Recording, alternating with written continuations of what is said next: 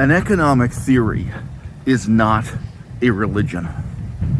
It should work regardless of whether or not you believe in it.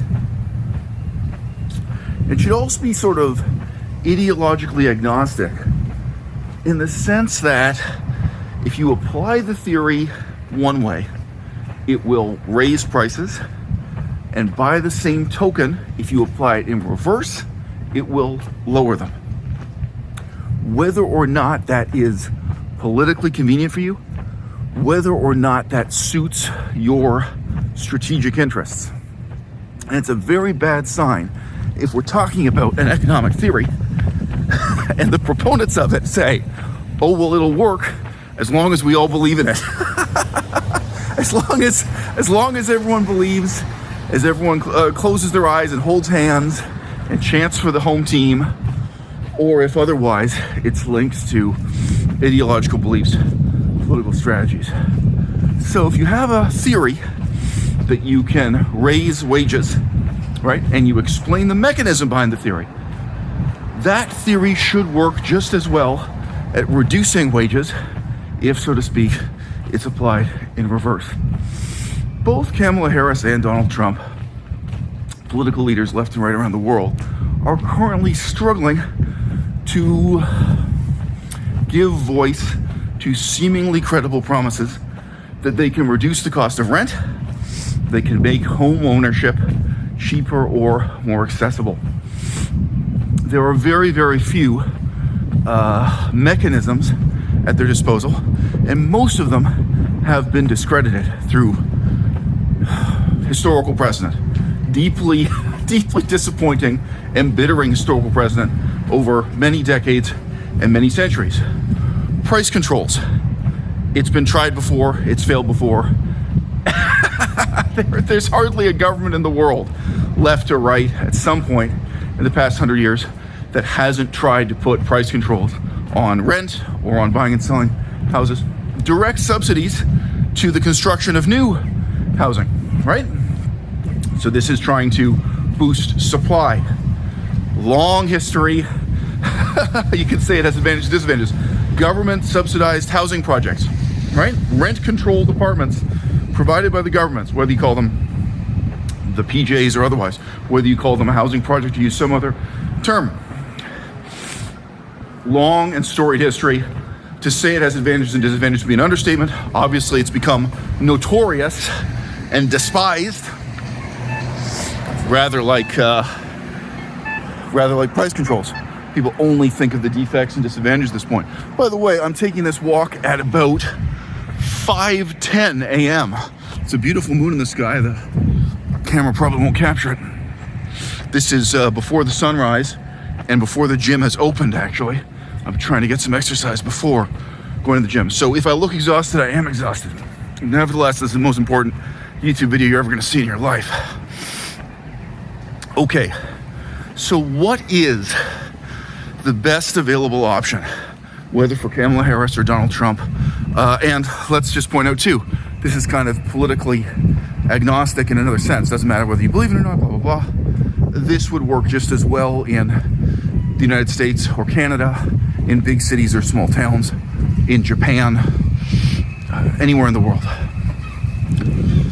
If the city of Detroit had wanted to boost housing prices, had wanted to increase the cost of rent at any point in the last 30 years, they could have shut down all of the government offices in the smaller capital city, Lansing, and relocated those offices to downtown Detroit. What then would happen? Okay, it's not just that directly more commercial property is used or more empty land is bought up to build new offices for the government, right? All of the employees, all of the knock-on effects for small business, directly and indirectly, all of those suddenly now are filling up the empty space in downtown Detroit. So if you don't know, over the last 50 years, there's been a lot of empty space in Detroit. A lot of schools have shut down and disappeared. A lot of hospitals have shut down and disappeared. Obviously, huge towers that were devoted to commerce, shopping, and what have you. So if you wanted to reverse that, right, you could have relocated the government offices from Lansing, Michigan, into the heart of downtown Detroit. The cost of rent would go up. The amount of new housing construction would increase, right? People would start building new houses, renovating old houses. Okay, that would shift the cost of buying a new home upward in a city where that cost had been depressed, to say the least. I actually get a lot of compliments on these videos I record when I'm exhausted, because people say, oh, when you're really tired, you speak more slowly and clearly. You explain the concepts more clearly. When you're well rested, you go too fast. There's certainly some truth to that. Okay, so again, this is an economic mechanism that you don't need to believe in. It'll work whether you believe in it or not. It'll work whether it is politically convenient or inconvenient for you, whether strategically you like it or hate it. Okay, and it works whether we want to move the needle up or down, whether we want to increase the cost of housing or decrease it. I'll tell you one more thing about Lansing, Michigan. It has 2 university campuses, I believe. Maybe there's a third one, I don't know. There are at least 2 big universities there in Lansing. They don't need to be there. There's a lot of empty space in the city of Detroit. At any point in the last 30 years, at any point in the last 50 years, the government could have, with a stroke of a pen, said, okay, we're closing down the university campus in Lansing. We're moving it into the heart of downtown Detroit, where there's a lot of empty space, a lot of abandoned housing. We're going to take advantage of that, and then we're going to revitalize Detroit in that sense. So again, it's not just the buildings directly used by the university. Obviously, there would be a kind of construction boom paid for by that. What otherwise would be underutilized or empty land is now suddenly filled up with libraries and classrooms that are built at these universities, right? The employees of the university, the students at the university, now they are all trying to rent housing or buy housing in the Detroit area instead of Lansing. So, and again, the private sector will respond to this without any subsidy. The private sector will start renovating old buildings, constructing new buildings, landlord activity and so on will all increase in response to demand. What you are fundamentally doing here is relocating demand, not reducing demand, not creating demand, just relocating it. And there are a lot of ghost towns across the United States of America, across Canada too. And there are already too many universities and too many government offices clustered in downtown New York City. There are too many universities and too many government offices in the greater Washington, D.C. area. Here in Canada, too many universities, too many government offices in the tiny city of Ottawa. And those could be relocated anywhere. So, any of the universities on Manhattan Island, if you force that university to shut down and relocate to a Rust Belt city, could be Detroit, relocate to a beautiful place on the coast of Florida that's otherwise empty, some small town, with a lot of free space. The students at that university will thank you. The students will all suddenly have lower cost of rent, better quality of life. They're not having to compete for apartments in Manhattan, right? The staff will thank you. If the staff are being paid the same wages, like, well, I used to be paid $100,000 a year to be a professor at this university in New York City. Now they're still paid $100,000 a year, but they're in a small town in Florida, or the university is relocated to some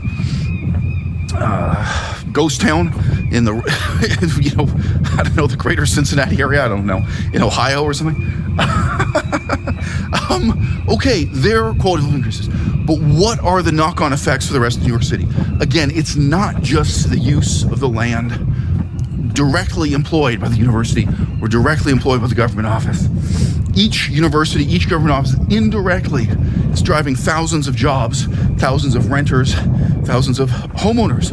And those can be relocated elsewhere, directly, drastically reducing the cost of housing, whether to buy or to rent, right? Without other unwanted, unforeseen, uncontrollable knock-on negative effects.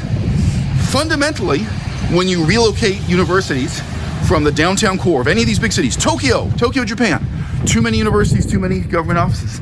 A lot of things should be removed from Tokyo and moved to some small town, moved anywhere else, doesn't matter. Any example you want to think of. move it to a remote island for all I care with a beautiful beach, or move it to an abandoned post-industrial town. Your choice. Okay? When you do that, what you are actually accomplishing is greater efficiency. Okay? Economic efficiency. What does it really mean?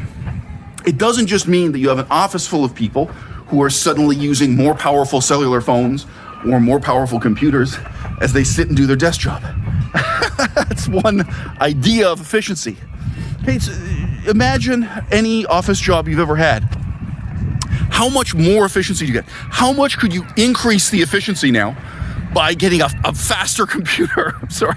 Within my lifetime, I've seen this change. I'm old enough to remember. But okay, now saving and loading a file on your hard drive is a little bit faster. Okay, we've upgraded all the computers. There's a tiny, tiny, tiny improvement in efficiency. Okay, what if all of the employees in that office job, what if you can take their rent and cut it in half? You are producing the same amount of stuff, the same amount of output, with a lower cost of labor because you have achieved a lower cost of housing. And you can accomplish that by relocating the office elsewhere. The problem is that businesses like offices and factories need to be in a cluster.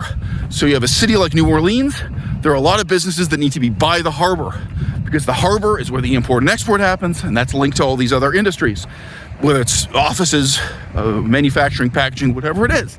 Okay, so you cannot relocate an industry or an office that needs to be part of a cluster that's by the harbor. Steel industry, there's a clustering effect that's ultimately linked to geography, so on and so forth. I'm now on the bridge. This is a bridge over a narrow passage of the ocean. Again, the moon is beautiful. Woo! You tell me, will I miss it when I'm gone? I won't miss it. I won't miss it when I'm gone. Okay, so it's very dangerous and very difficult to play that game with the private for-profit sector. Okay, but with government offices, with universities, and with other examples like that, there is a real opportunity to achieve greater efficiency through the relocation of demand. This is a good mechanism. It's a good option. It doesn't care if you're left wing or right wing. Doesn't care what you believe in. It doesn't care about your feelings. This can be effective in increasing the cost of housing, as my example of relocating the capital of the state of Michigan from Lansing to Detroit. And it can accomplish the opposite. It can lower the cost of rent, the cost of home ownership. But we remain obsessed with a few discredited mechanisms, such as price controls, government-controlled housing projects, and direct subsidies to industry, fundamentally corrupting process of the government stuffing money in the pockets of the for-profit construction and renovation center to try to stimulate the production of more supply in the housing market, when instead the government could be making a meaningful difference relocating demand.